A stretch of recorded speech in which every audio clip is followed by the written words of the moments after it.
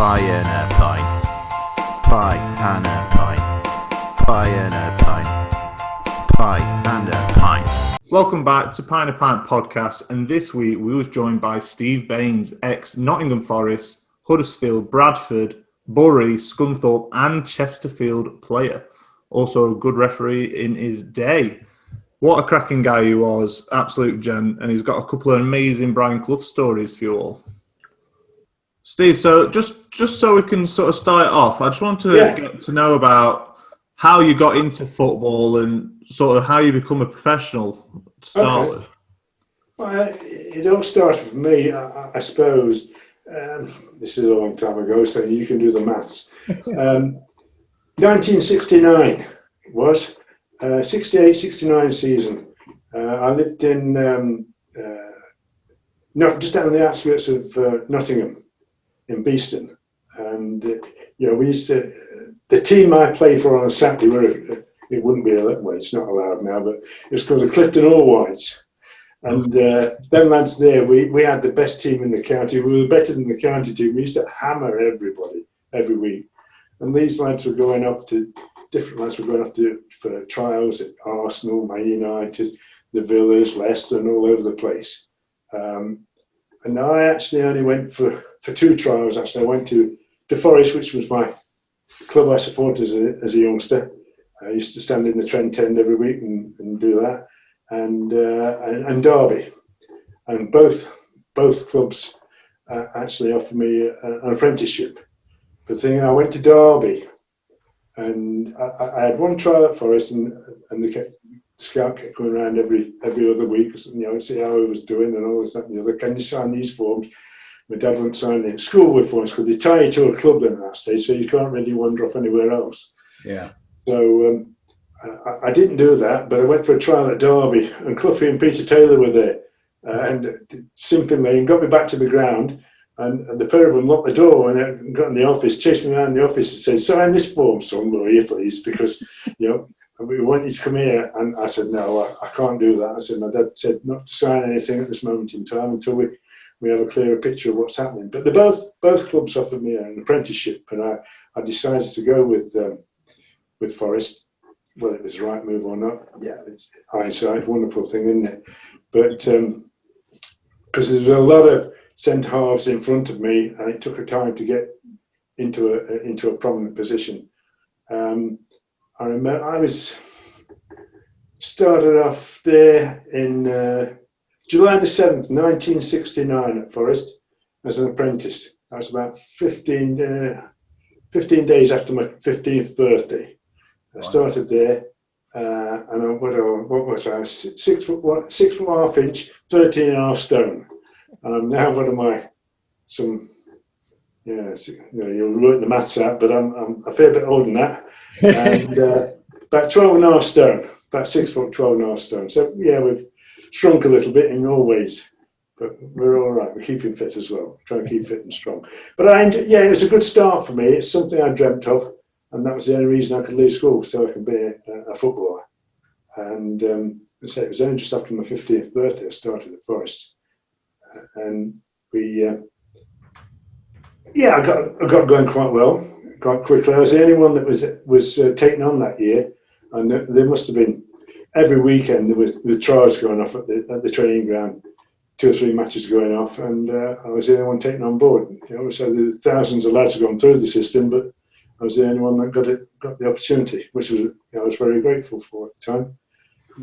And having turned down Derby, ironically, 2 years after I started at Forest, I played in a testimonial on the cricket ground for the groundsman there. I played in a team there, and Cloughie was actually manager of the opposition team. And he came up to me. This is 2 years later. I was a young lad, and all the people he'd seen and everything else like that. 2 years later, they'd won the league and all this, that, and the other. And he said, "Young man, is your father here?" That kind of tone. and I said, "No, why?" He says, "Because if you come to Derby when I asked you to, you'd have been in my first team now." And I was only 17 because Roy Mack had ruptured his Achilles playing for England. Yeah. And so that made me feel good as well. But it was one of those if he was good enough, he was old enough. Because I remember a lad called Steve Powell. Can you remember Stevie Powell? He played in midfield for Derby, and he was only 16, so he got in there and he played in. So he was not afraid to do anything like that, as you might appreciate. Yeah. But that was an interesting point. What was his?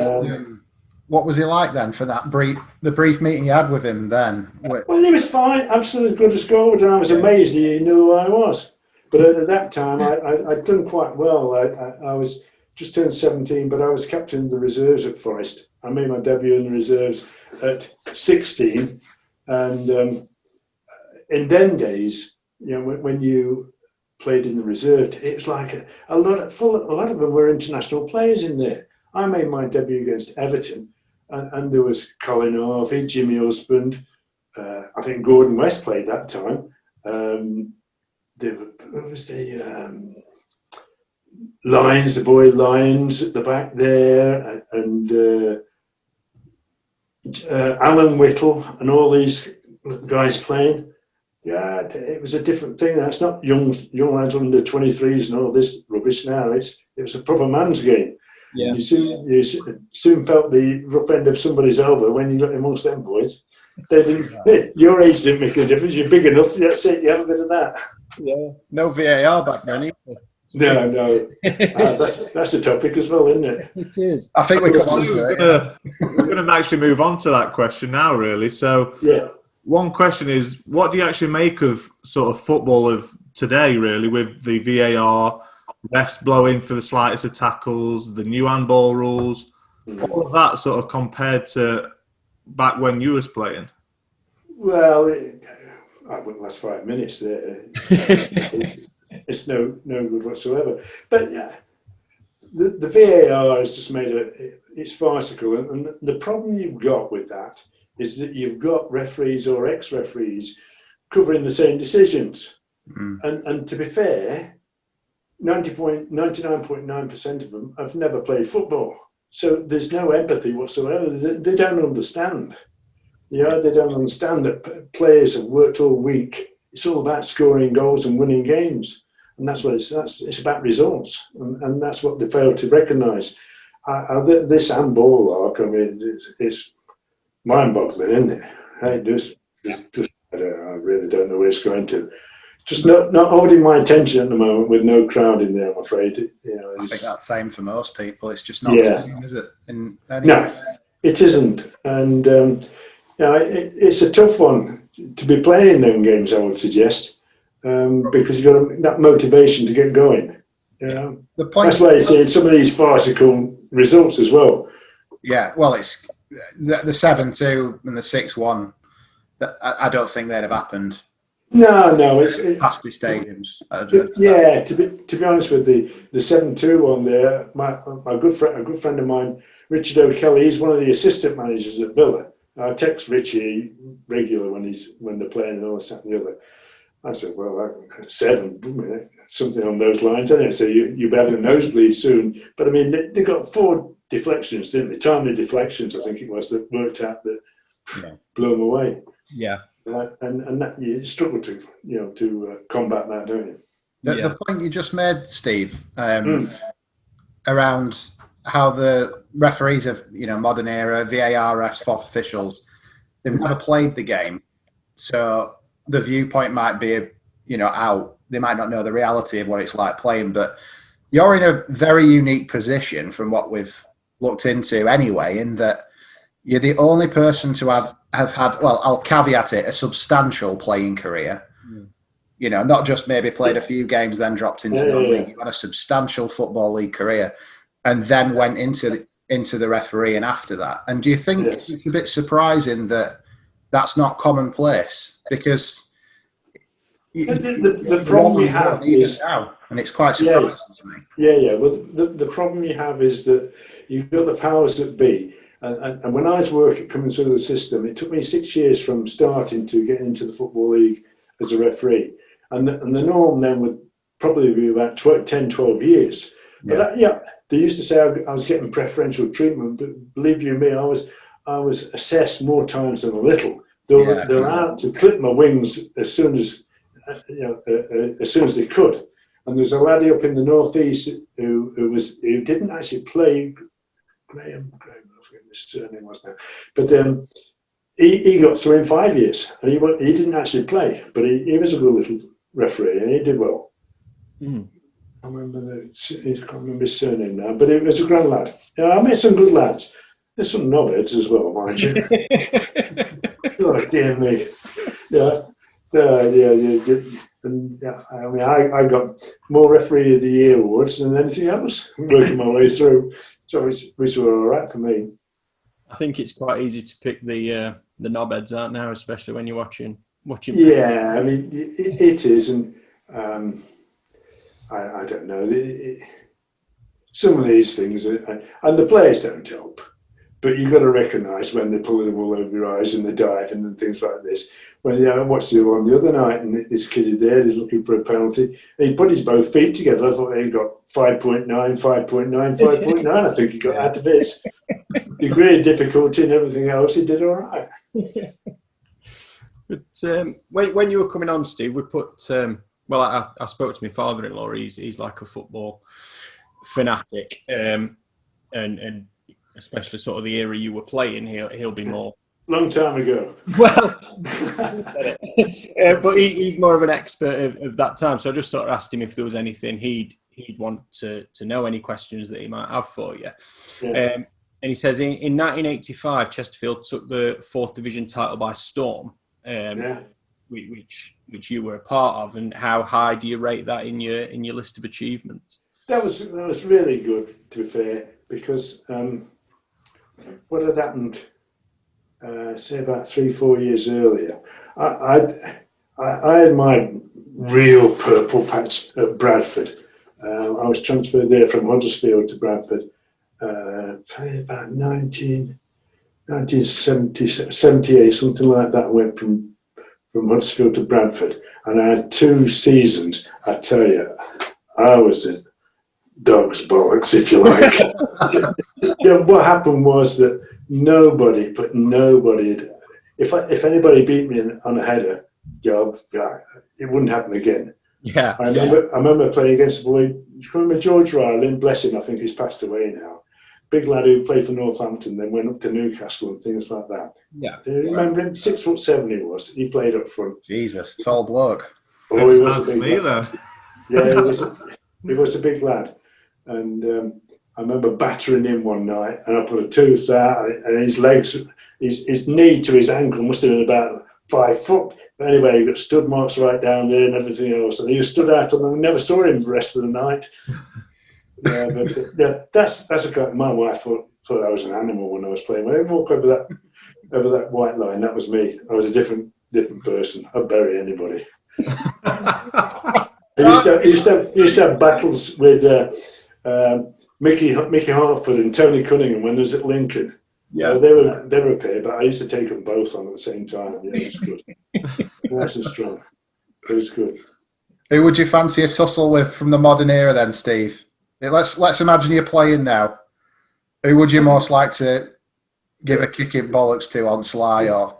Very 6 feet under.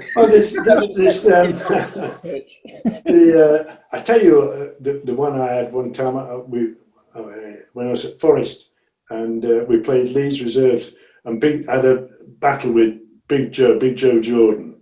I had to do with him. I remember Mickey Bates, when I was at Bradford. Batesy came and Stan, Paul Reaney, they came to Bradford at the same time for a year or two.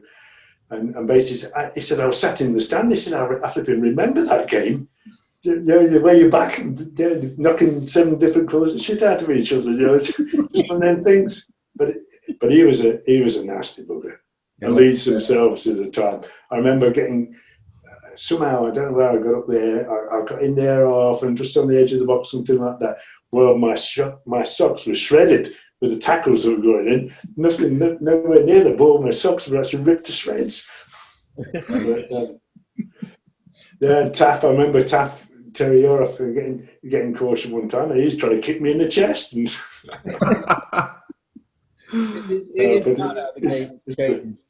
so drastically. Oh yeah. almost unrecognisable, isn't it now? It is, yeah, it is for sure. When I was at Forest and Reserves there, I was captain there.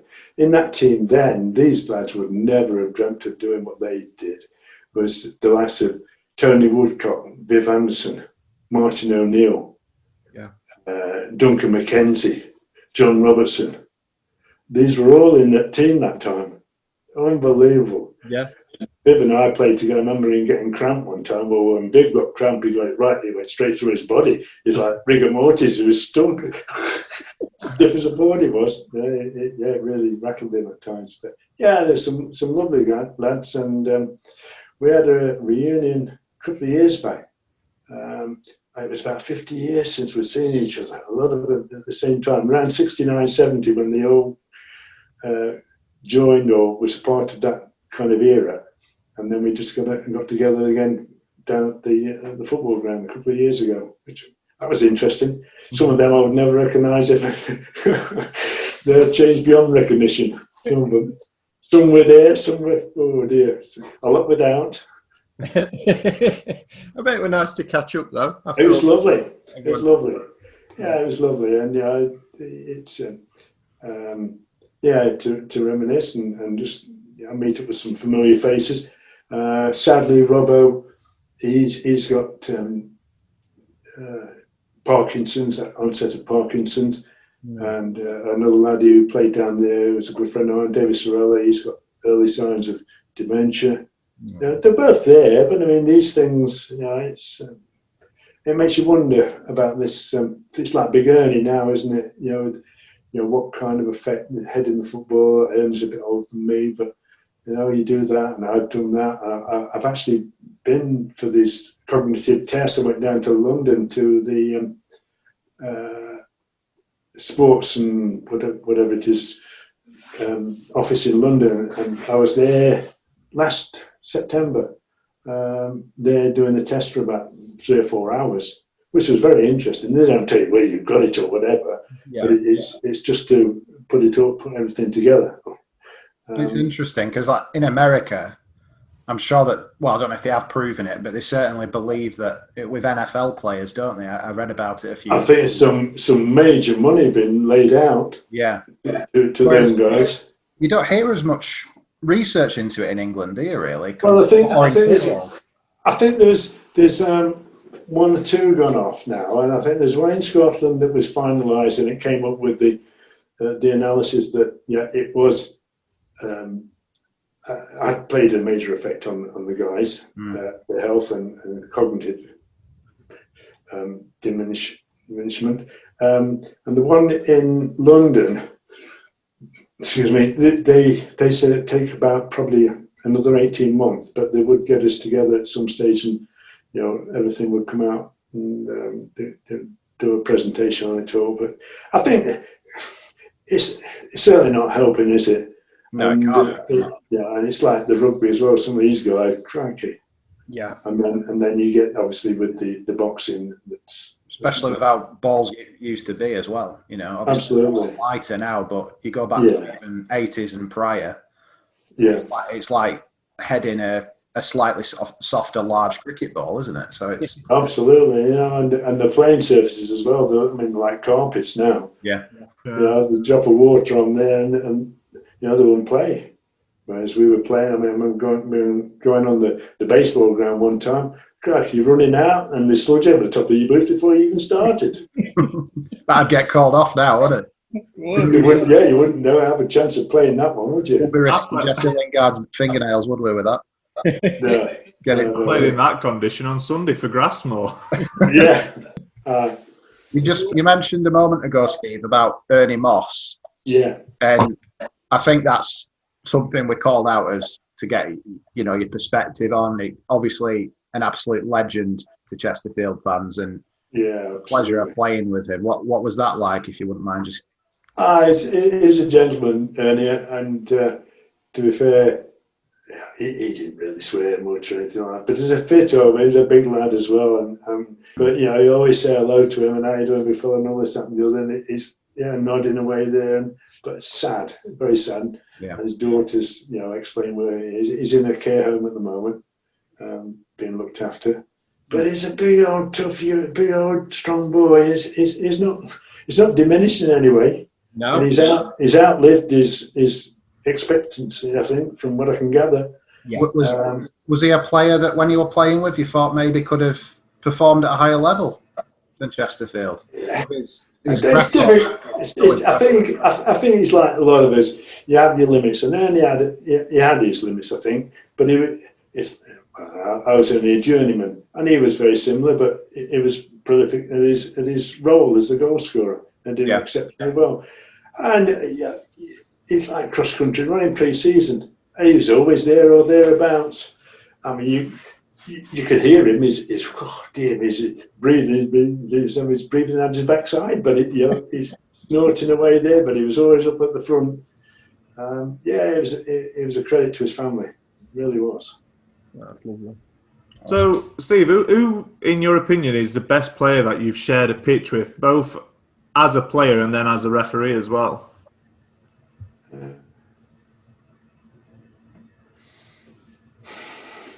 Well, I think for natural ability, even though I didn't play in the first team, I don't think would be probably John Robertson for me in my days there. That he had everything. And Cloughie called him, when that European Cup there, and he said, "We got something that, a secret weapon, a little fat man that destroy him," and he did. He'd have thought it was never a problem with Robert. He could go into. He wasn't particularly quick, but he could drop his shoulder inside, outside, whichever way you want to go with, and he'd drop it on 6 months. And you got the from one extreme to the other, who would potentially make a monkey out of you, was Duncan McKenzie. Well, Duncan used to like to nutmeg people and all the tricks. But I would say Robbo, as far as thinking about it, as far as actual ability and what he achieved, probably. And then as a referee, who would the best player be for that? Don't know really. Just trying to think who would. We just more about the BA. I did. I can remember not long after I first started, I did a game down at Bournemouth, and Defoe played. He was on loan from West Ham, and he looked the business. And who was the other one? Little lad that played for Charlton that went up to Liverpool. Oh, what's his name now? Can't remember his name now. But he was quality. He was buzzing. He was a lively little lad. So Defoe, from a young age, you could tell that he's got promise. He got something a bit special, right? And still hanging about at 38, didn't he? He is still yesterday, right? Yeah, he just got his 300th goal. And is that what it is? That's what it was for Rangers. One of only about 6 players to get 300 English/Scottish British goals. He's done this extremely well. But you can tell he got some natural ability. It was there for all to be seen, for sure. Yeah. So there is a photo, actually, Steve, that your daughter posted to us on Facebook with you having a good laugh with Roy Keane. All right. Can you just talk us through that picture? I don't know if you've seen it. I have seen it. I have seen it. I'm not sure, actually. We must have been... I can't recall what it was all about, but it was he made a funny remark back, because I had said something and he fired back, which I enjoyed. I loved that when I was refereeing. If I could get and have a real good banter with him and everything else, that makes my life so much easier. And he was the same there. But I can't remember what it was about, if I'm honest with you. But it was a funny one for me to respond like that. Was it the testimonial that it was Dunk's and Kev's testimonial. Yeah, which worked out. Yeah, it was nice. Was it about him following Chris Brandon around the pitch and threatening to kill him? Probably something on those lines. Yeah, probably on those lines. Because we had Gaz Davis on a couple of weeks ago, and he were telling us about Keane was a bit put out by Chris Brandon. Getting amongst him. He fancied an opportunity of having a pop at Keano, and Roy was well up for that, basically. I may have been trying to straighten him up or something. There's something I shouldn't bother getting too involved with that. But no, I can't honestly remember what it was all about. But no, we had a quip anyway. We had a to and a fro, and I think it worked out quite nicely. It was funny. Obviously funny from what I could see. Can't remember what it was about, but it looked funny. Great photo. Yeah, it is about. So the last thing on our questions before we move into sort of our quiz is what's been your greatest moment as a player and as a referee? So your own personal greatest moment. And as a player, I think I went into the coaching side in what did I go to Scunthorpe? About 81, I think it would have been. Dunks was there. Dunks was playing manager, been there, gone from Derby there as playing manager at Scunthorpe, and survived by the skin of his teeth. I think they actually shipped about 105 goals or something like that. Finished second from bottom of the Football League, just failed to get relegated out of the league. And we had a mutual friend, a chap called Lammy Robertson, who played with me, or we played together at Bradford. And Lammy rang me and said, bearing in mind the year before I'd gone to Walsall, I was the first ever player to go to a tribunal, and that was in Manchester, first ever. And I think Bradford at the time, because I was really flying at that stage, doing really well. And I think Bradford wanted 65 grand for me, 65,000 for me, which at that time was a lot of money. And I think Walsall ended up paying, the chairman was a scrap metal guy. I think he paid 50,000 cash for me, apparently. So that was, cash. Wheelbarrow. Anyway, it was probably. And I didn't quite fulfill what that kind of prominence there for whatever reason. We were travelling a little bit from Huddersfield down to Walsall most days, which didn't help for any stretch of imagination. And I got pushed to one side. And at the end of the day, a couple of years, a year or so down the road, I was going anywhere, and there's a lot of clubs coming in for me from Walsall and trying to get me to go on loan and all this, that, and the other. And nothing ever really materialised. And Lammy came on and said, going to Scunthorpe. I thought, fucking hell, Scunthorpe just nearly went out of the league the year before. I'm not that bad, pal. Do me a favour, I could do without that. And he says, well, speak to John Duncan. So I spoke with Dunks. And I just said, no. But I'd always had a hankering after going into management. That was one of the big things I was after. And I said to him, I tell you what I'll do, but I'm not coming as just a player. If I'm coming, I'm going to have some kind of impact. I'm going to have some input on it and hopefully have an impact. Mm. So it's well, come as player coach. I said, well, that's a starting point. And went as player coach, took a lot of the training, led on the a lot of it is an awful lot of running and everything like that. And then we used to do all the patterns of play, sit down in the afternoon and work out patterns of play, formations and all this, that, and the Dunks and I. So it's just him and I at the time. And we ended up, we got off to a flyer and we was always in the top four. And him and the chairman, David Wraith, chairman at Scunthorpe there, they had a clash of personalities, and Dunks got sacked at Easter. I thought, I'm in here, I've got myself a job here, I'm going to play manager, and all that. Next minute, turned round, Sniffer stood in the corner. So he'd already lined him up to take over the job, Alan Clark. So, but I had a good few weeks working with him. And my wife enjoyed meeting Margaret, his wife. They used to get blathered before the game, and so they'd be in the stand in the director's box, and they're getting throwing that wine down the necks and enjoying the day. So they had a good time. But I enjoyed the company of Sniffer, and we got on really well. Yeah. And then Dunks, he rekindled his career a little bit, and got the job. We went to Hartlepool, then got the job at Chesterfield, and rang me and said, "Big Wendy, will you come and do the same job for me here?" And I said, yeah, if we can get it sorted. I've got another year left on my contract at Scunthorpe, but good as gold. They just said, look, we'll even give you a couple of bob if you want to, if you wanted to go. And it was on my door, a bit closer to home for me. And I said, okay, we'll go and do that.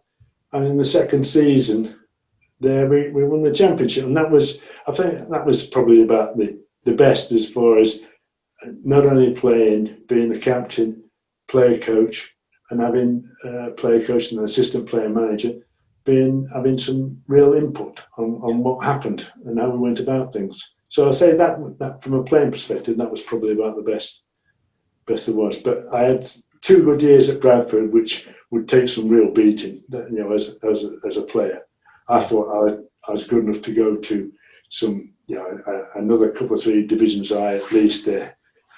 I don't remember a lad called Jim Alton coming in, Big Jim. He went from Shrewsbury at the time. He was at West Brom. We played against each other. West Brom in the intermediates, which was Saturday mornings and all that kind of stuff for apprentices and all that kind of carry on. And then Jim got in the reserves at West Brom and didn't quite make anything. And he went to Shrewsbury. And then Man United bought him, paid 80 grand for him from Shrewsbury to Man United. He's sadly passed away now, but he was very, very similar. Heart on our sleeve. That's how we worked. Yeah. And no prisoners. No prisoners. You can't run very quick on one leg. When you talk about you wanting to move into coaching or management, even management, yeah.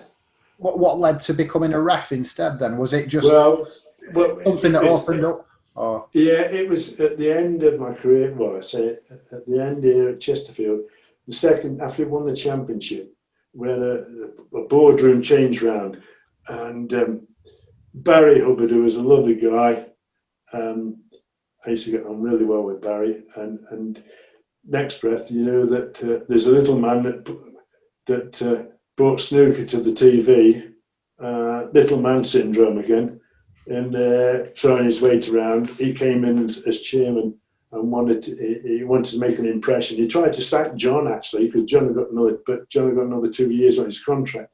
He took his name off the door and everything. Got the guy, it was really serious. He was ready to do him, and he couldn't do anything about him. So I was a player manager at that stage, and then he came after me. And I got probably another year left on my contract, I think it was. And I got spondylosis of the neck, all this heading and all that kind of carry on. I went to see a specialist, and he said, look, if that was my neck, he said, I would be looking to pack in now, because you're going to do yourself some serious damage long term. And I said, well, you pop it in writing, because I was 33 then. You pop it in writing, and I stuck it under Waters' leg. I stuck it under his nose and laughed at it. But he destroyed my ambition, because once you're out of that kind of field, to be able to get a manager's job, it was a tough one. Yeah. He really destroyed my dream, if you like, to a degree, which was very sad. And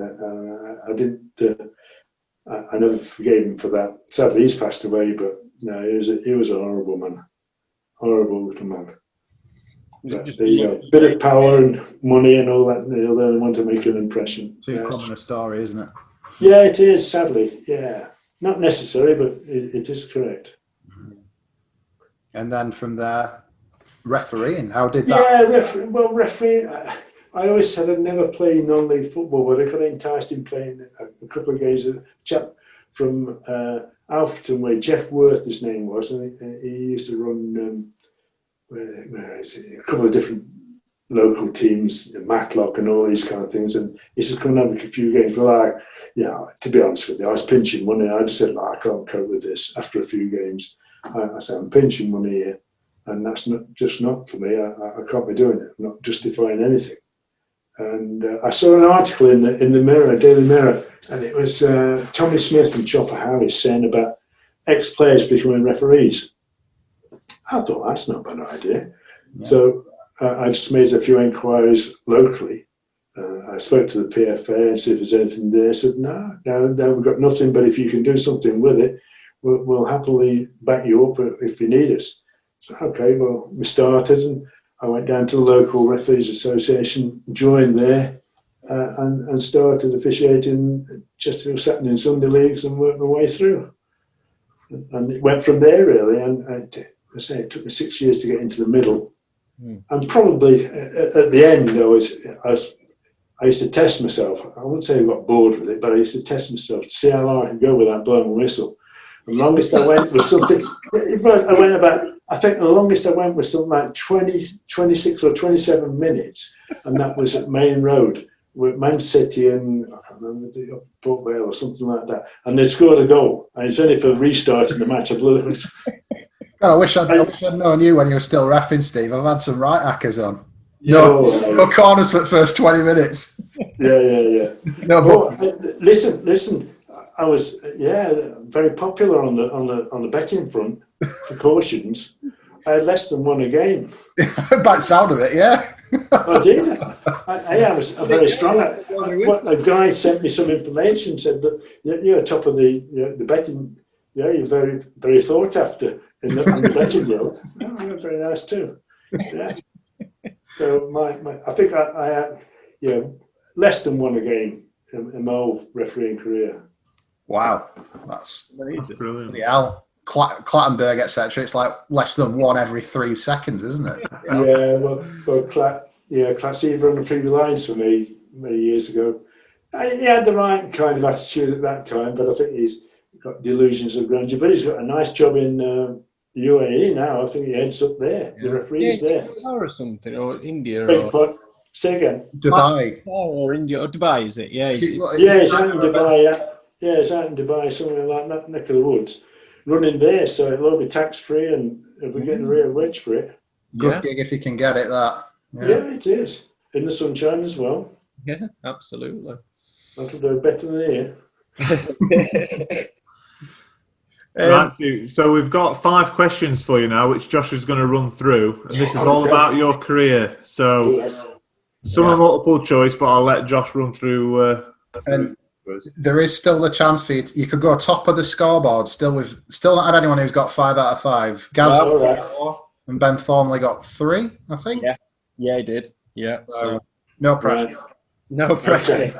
Okay. I've mixed it up, Steve. So I've put some questions in about your playing career and your refereeing career. I've not had a chance to ask any referee questions before, so it was quite nice to no problem.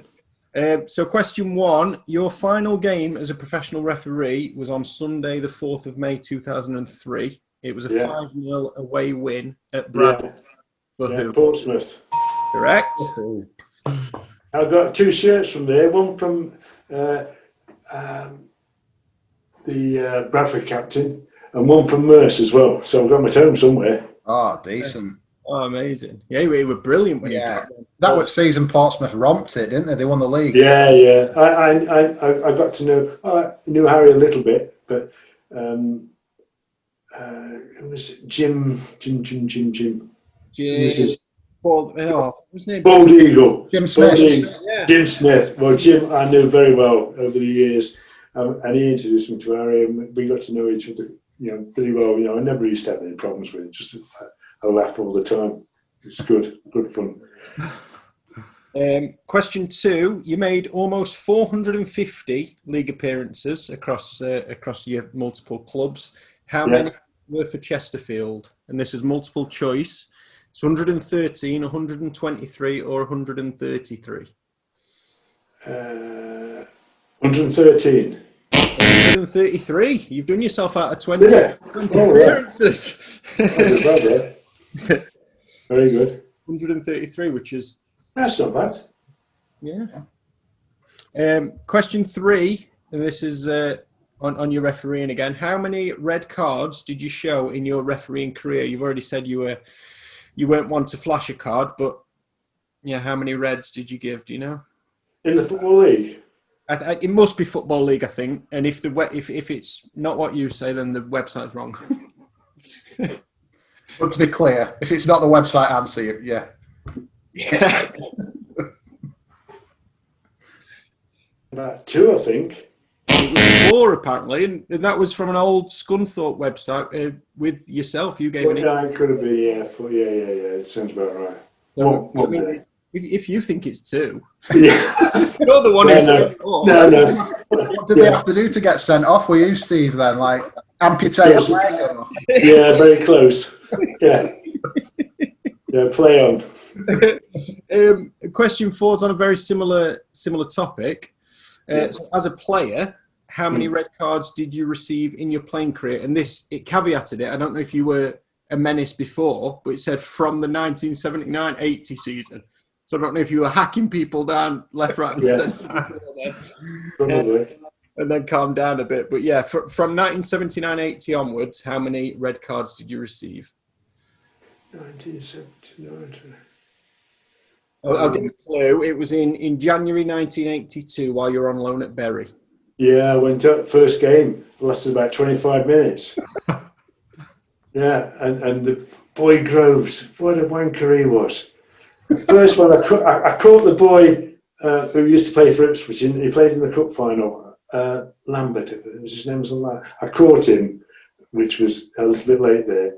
But the boy Perry Groves, he was on the wing. He was up and coming. Well, I didn't get within a yard of him, and he fucking dived. He got 8.9. He did really well. And I went down the tunnel. That was my first game for Bury. Yeah, that was your only one apparently from. Yeah, I had one for Huddersfield in the Milk Cup at that stage, and another one. I never even touched him. Boy Tommy Smith, can you remember Tommy, the Scottish winger, played for Coventry. Yeah.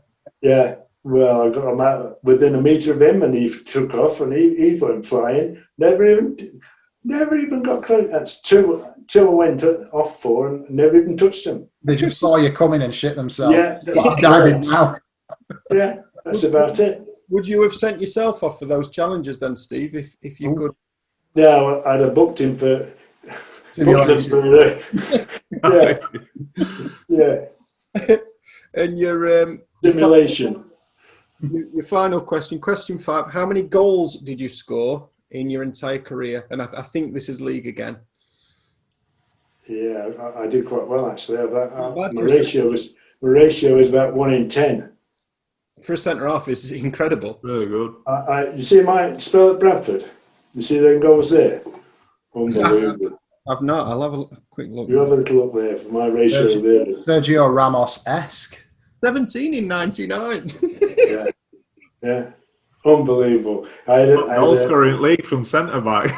Well, I did have a couple of games up front for him because we were a bit hard done to. But I used to have a real good relationship with Mickey Bates. And Bates and I would just be nod to each other. As soon as he get on the ball there, he knew I was on my way. He used to drop them on sixpence. I'd be on the end of them. So he just dive in there. So he did really well for me. So it was good. How many then? I think have you got a guess on how many overall?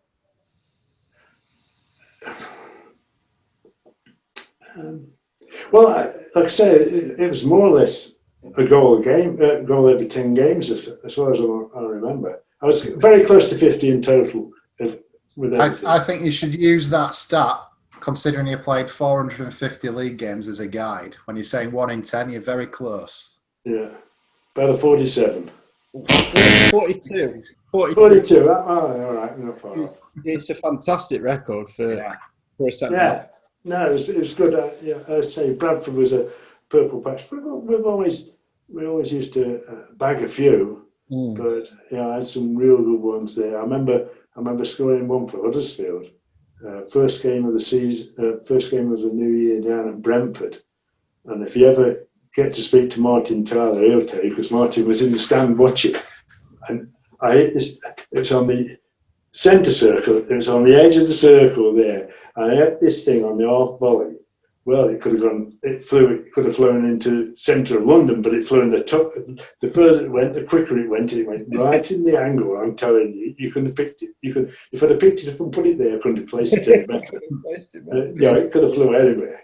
But it was the first one about 1978. First goal of 1978, something like that. We played Brentford on a New Year's Day morning. Amazing. Right, so last thing, Steve, before you leave us, is score predictions of our football team. So, with me being a Derby fan, can you predict us the Bournemouth versus Derby score for this Saturday? At Bournemouth? It's at Bournemouth. I think you might get turned over. You're having a lean time, aren't you? Yeah. Yeah, I think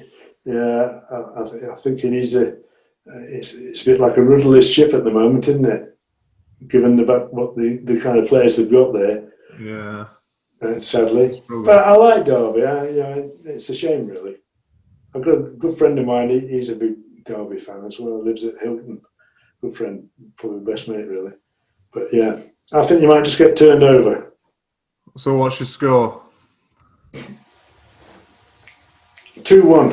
Bournemouth. 2-1 Bournemouth. Yeah. Right. Time with these predictions, you do, Nick. Insulting me there, Steve. So, on Saturday as well, Burnley versus Chelsea. What's your score prediction for that one?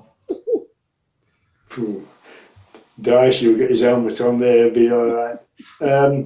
I think the Chelsea will have too much for him. But he's resilient how he sets them up. So, there'll be a lot in it.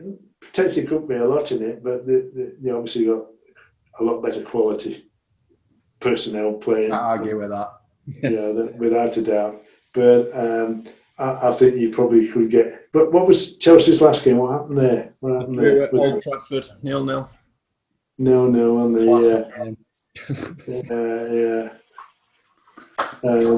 I think they might just. Yeah, I think just maybe a 2-0 to Chelsea, something like that. Chelsea. Yeah, fair. And then I believe this is on the Sunday, a big game, Man United versus Arsenal. I think Arsenal have too much from. I think it might just be a bit too much. I think might just have a nick it. Arsenal might just nick it. That's again a bit like a rudderless ship, isn't it? Unless it just depends what team turns up, isn't it? You just don't know at the moment with them. No. And I do like the boy Bruno as well. I like him. He looks a player that wants to do something, and they've got, without doubt, got a lot of quality. It's just that probably Solskjaer isn't the man for the job. I don't think. It's all right being true to your beliefs, but comes a point in time where you got to say, I think, well, we need somebody else in here. But I don't think it's got quite the kind of credibility or mentality to take it forward or lead it forward. I don't think. I think he falls short a little bit. So it seems a nice lad. Seems a nice chap. Seems a real nice chap. But we all feel the same, don't we? Pretty much. Yeah. It's like Lampard. He's gone back there and he's proven it. Where this guy has not got that kind of respect. I don't think that he's not earned it. Or he's not really drawing the best out of him. Well, he's got that capability to deliver it. But Lampard seems to have that natural bit about him that he seems ready-made for it. So, what's your score for Man U versus Arsenal? I think Arsenal might just nick it. Might just nick it with a 1-0 or something like that. Yeah. Mikel Arteta taking that one. So, the last thing, I promise you, the last thing, Steve. So, what do you make of Chesterfield in this current condition? It's sad. Really is sad. I mean, I go down, I don't look at him, but some of the times I see these boys and I'm thinking, crikey. And it's certainly a good, strong Division 1 club. Yeah. A good, strong Division 1 club. It's got the crowds to support that. When you look how they did under Cook, they were getting 6, 7, weren't they? Yeah. No, but it can go any higher than that. Who's to say? Steve, you've been amazing. Thank you so much. No, I enjoyed it. Thank you. And I've learned how to use Zoom now as well. That's even better still. Sorted. My wife did all this for me. She's mustard. There you go. I'm still there. I'll be still there with thumb up my arse, scratching my head. You've officially done what everyone else has done in lockdown now and done a Zoom call. So. Yeah, very good. I've enjoyed it. Thank you. Thank you very much, Steve. Appreciate it. Great, mate. Thank you so much. What a class guy Steve was. And now let's get into our score predictions. So, Luke, we'll start with you and Nottingham Forest versus Derby. You had Derby to lose 2-0. I don't even remember how it ended up. I know Derby scored and then I turned it off. 1-1, yeah. What happened? So, pretty much, it was very even all the way through the game. It probably was a draw, would be the fair result, but we had a goal ruled out towards the end of the match, which clearly wasn't offside. They give it as Wagon looked offside, but he didn't touch the ball. He weren't interfering with keeper's view, but I think 1-1 were definitely a fair result, to be fair. But You'd take it, wouldn't you, away? Yeah. It's disappointing not to get the 3 points, obviously, but I think, like you said, going into the game, you take a point away at Nottingham Forest. But with derbies, you just got to not lose, haven't you? Absolutely. But Josh, you had 4-0 Forest. What was that? Well, yeah, I thought they were better than they were, and I thought you were as bad as you are. Absolutely. Oh no! Oh, he's back. You froze then, Nick. I didn't hear what you said. Right. Oh, I didn't froze on that. Back from me at 4-0. Just restart, Josh. Yeah. Right. Josh, you had 4-0 Nottingham Forest. What is that? Yeah, I don't know. I thought Forest were better than they were. I knew you were shit. I thought they'd batter you, but yeah, they are bad as well. I do still fear for you, and I'm going to predict you to lose heavily every week until you do. I heard on TalkSport earlier you've scored 3 goals from open play this season. And, Have we? That many? oh, is it? No. We've scored 3 goals. 2 have been free kicks. Scored 3 goals, 1 from open play, and that player don't play for you anymore. Because that was Jack Marriott. Oh, yeah. It's not looking good. I honestly don't. It's weird because when we play, we look threatening, but there's just nothing. We haven't got a striker where, I know Luke will say it all the time, you need a 20-goal scorer striker in that league, and we don't have one. I mean, I don't see it coming from anywhere else on pitch either. Lawrence is a good player. He's probably going to get you 10 goals a season. Jozwiak as well, new Polish guy, looks decent. Probably another 10 goals winger, but Wagon won't get you more than 10. You do need, like, when Luke had Barnes and bloody you've had Jay Rodriguez, you've had Ings, all these players. We just don't have that player. That's why you should have signed Austin. I don't think he'd be I don't think in now he's not in his prime. 4 years, absolutely, he'd snap his hands off, but I just don't think he's good now. He's just about as much of a slob as Chris Martin. Slob? Just a slob running around pitch. We've got Austin coming on next week. Well, actually, I had Derby 1-1, so I got 5 points for that, standard. As we both got 0 points again.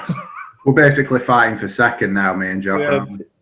It'll all change. I'm sure I'll have a run of bad weeks. But, right, second game, Man United versus Chelsea. Luke, you had 2-0 Man United. Yeah, it was the worst match I've ever seen. Anyone who ever says Burnley play shit football, it's crap and boring watching Burnley, what a load of bollocks.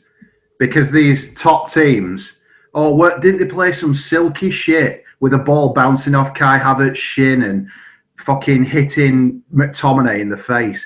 Absolute shit. One of the worst matches I've ever had the mispleasure of watching. Both of them teams are fucking wank. There.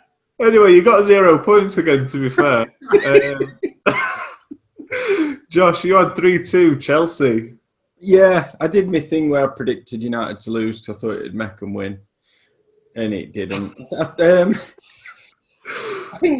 think we were the better team of two very bad teams. We had the better of the chances, and Rashford should have scored in first half.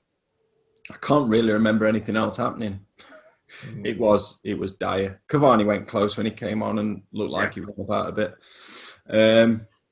Yeah, United obviously had a massive win in Champions League last night, so I'm quite optimistic. But we'll see. We're very up and down at the minute. So, but yeah, we've spoke far too much about United Chelsea for how good it were.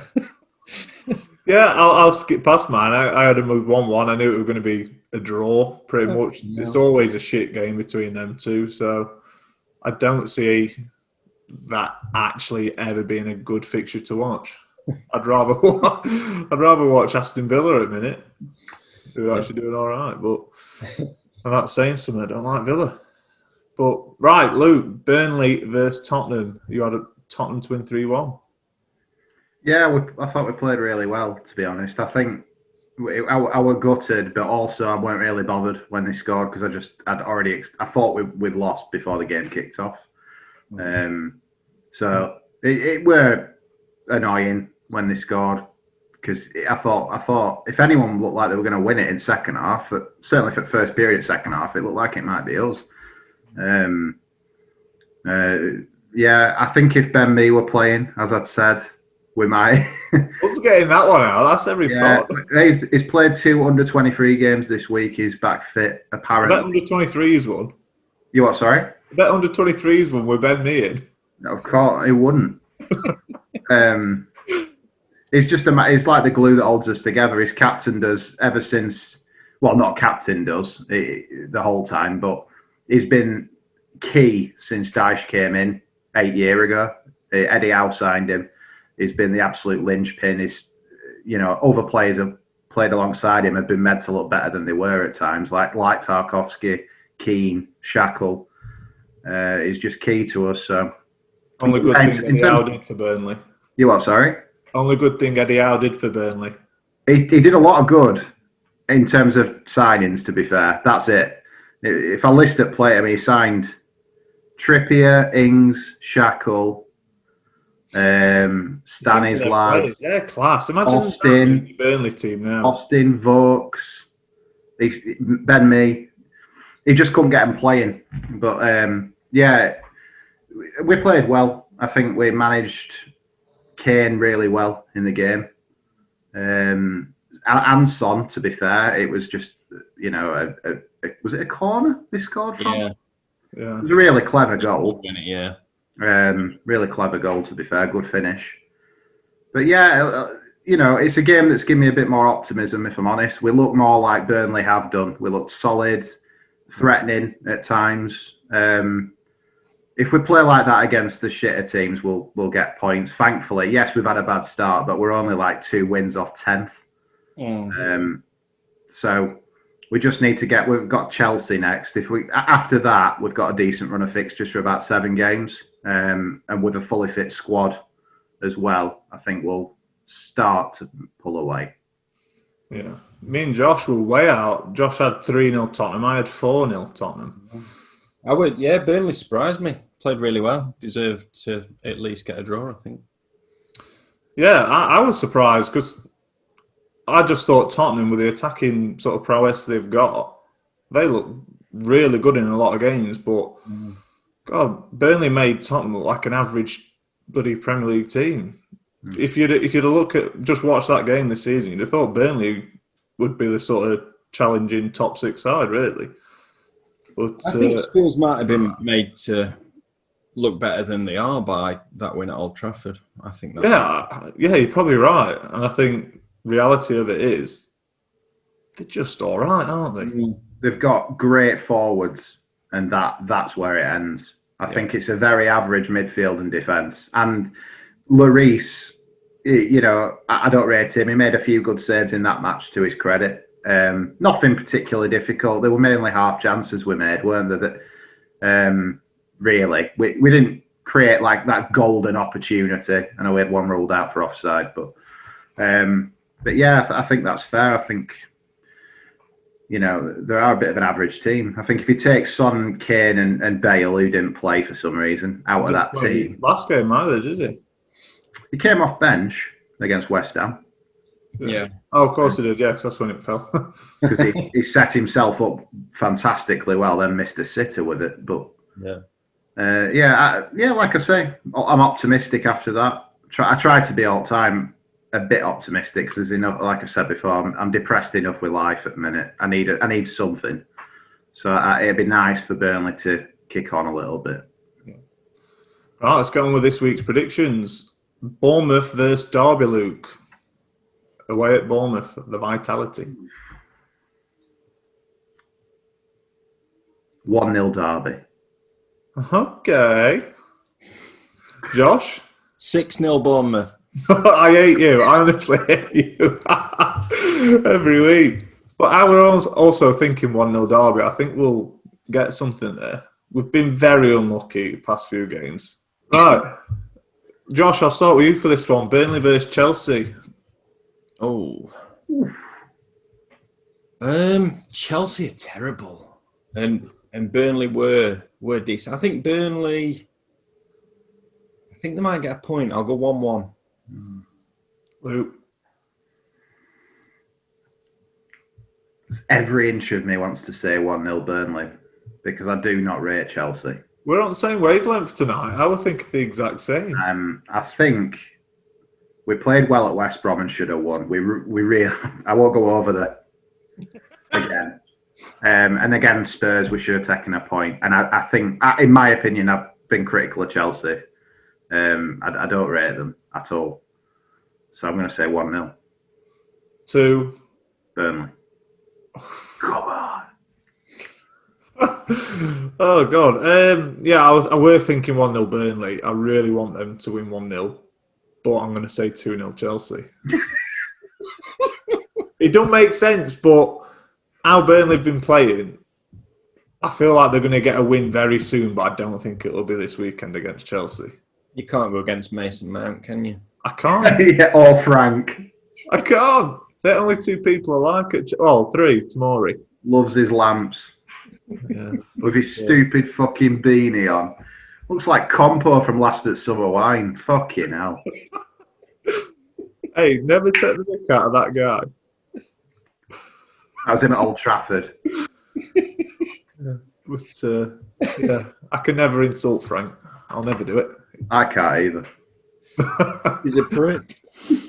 Right. We'll get on to our last fixture. Man United versus Arsenal, Luke. Ooh. Sure, that'll be another great game. Entertaining end to end. By end to end, I mean from one side of the centre circle to the other.